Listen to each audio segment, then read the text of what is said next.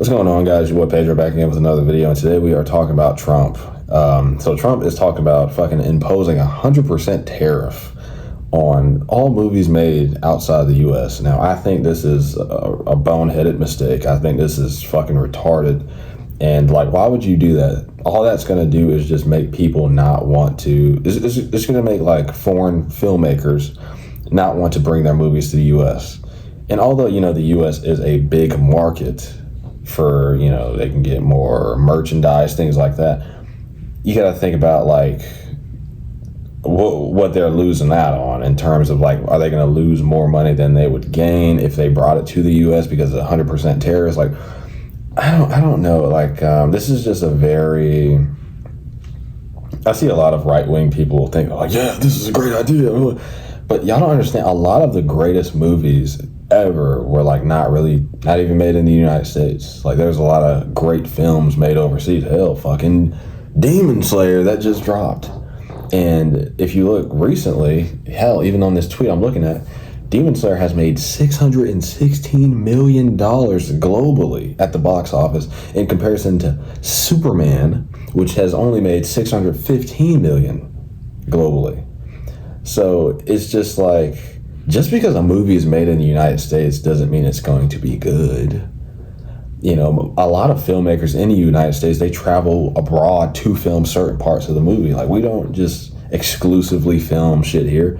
I remember seeing Star Wars The Force Awakens, and they filmed parts of that movie in, like, the UK. You know, so it's just like, a lot of movies aren't filmed. Sure, we have Hollywood and things like that, but a lot of the shit is filmed overseas. And I understand we're trying to be America first. We're trying to put all America, yeah, America. But it just gets to a point where we're doing too much. We're overstepping our boundaries. Like, we don't need to be fucking tariffing everything. And hell, I actually agree with a lot of his economic stances, Trump. But this one I don't agree with. Obviously, you know, you're trying to bring more revenue and jobs back to the United States by, you know, pushing the film industry more here. But I feel like all this will do is just deter filmmakers. We're like, oh, well, since he's going to do that, we'll just fucking take this shit elsewhere, right? And a lot, you'll notice, like, a lot of the more prominent actors nowadays and actresses are not even from the fucking United States. Like, a lot of these motherfuckers are, like, British. Like, the entire cast of Harry Potter is British, right? So a lot of times, like, Tom Holland, he's not from the fucking U.S. I think he's, like, UK, like, he's British. So a lot of times whenever the top talent isn't always going to be here, which is why, you know, they have the H-1B, they're trying to import migrants to, you know, this kind of racist. They import migrants to be like, oh, who's going to be your doctor? Who's going to be your lawyer? Because a lot of smart people come from overseas and immigrate here to work these really high-end jobs and things like that. And the same kind of goes for filmmaking. Just because you're an American doesn't mean you're automatically just going to be the best at filmmaking or the best at animating. Look at Demon Slayer. There's shit, dude, anime shit's all over fucking American animation of today. American animation of today is fucking trash. You see how Invincible looks? You know, you're not watching Invincible for the fucking animation. You're watching it for the story. But shows like Demon Slayer, shows like Jujutsu Kaisen, animes like that, you're watching that for the fucking story and the animation. The animation is just a cherry on top. So, like, especially with fucking Demon Slayer, I mean, their fucking production is insane. Not to mention the music they have over there. Dude, it's like the composers in Japan are just on another level compared to the ones we have over here. I don't know what it is. They just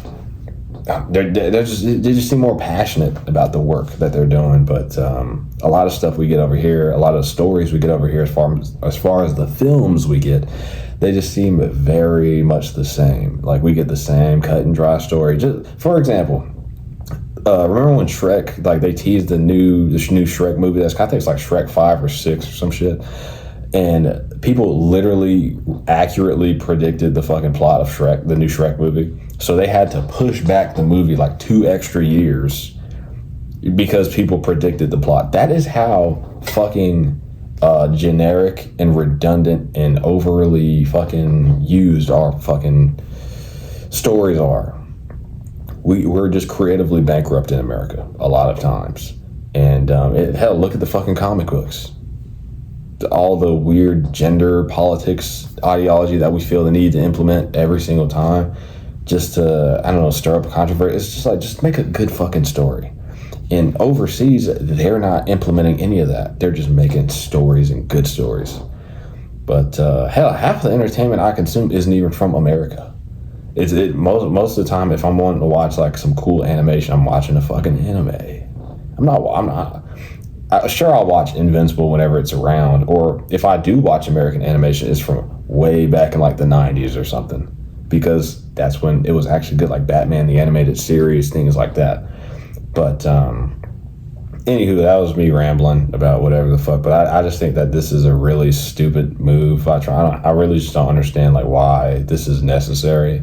Like a lot of the greatest movies ever were produced outside of the United States, so I don't think we should punish them for being outside of the United States. Obviously, you want to be American first, but you can't. It gets to a point where you're overstepping and you're just making things worse. Bars. But if you guys enjoyed this video, please like, subscribe, and share. And I've been Pedro. And yeah, see you guys later.